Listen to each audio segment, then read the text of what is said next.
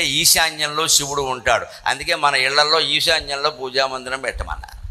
ఎందుకంటే అక్కడ శివుడు స్థానం. అది అగ్ని స్థానంలో నువ్వు దేవుడు పూజ పెడితే ఒళ్ళు మడిపోతూ ఉంటుంది ఇక్కడి నుంచి. వాయువు స్థానంలో పూజామందిరం పెడితే దేవుడు నువ్వు కూడా ఎగిరిపోతారు అక్కడి నుంచి గాలి. ఈశాన్యంలో పెట్టమన్నారు పూజామందిరం, ఎందుకంటే ఈశ్వరుడు స్థానం అది. ఈశ్వరుడు ఏమిస్తాడు? మోక్షం ఇస్తాడు. మోక్షం కావాలంటే ఏం చేయాలి? బరువులు బంధాలు తగ్గించుకోవాలి. అందుకే మనకు చూడండి, వాస్తుశాస్త్రంలో ఎంత చక్కని మాట ఉందో, ఈశాన్యంలో బరువులు పెట్టద్దన్నారు. మనం ఏమనుకుంటాం, ఈ మైక్ ఎక్కడ పెట్టద్దు, ఈ సింహాసనం, అది కాదు నాయన, నీ మనస్సులో బరువుల గురించి చెప్పిన మాట.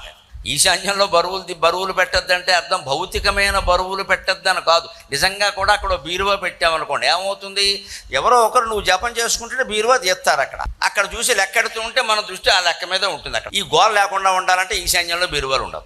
అంతకుమించి ఏం లేదు అక్కడ. నువ్వు ఏదో ఇంకో చోట పెడితే బీరువాలో డబ్బులు పెరుగుతాయని లేదా పెరగవని, బీరువాన్ని బట్టి డబ్బులు పెరగవండి, మన బుద్ధిని బట్టి మన కష్టాన్ని బట్టి డబ్బులు పెరుగుతాయి.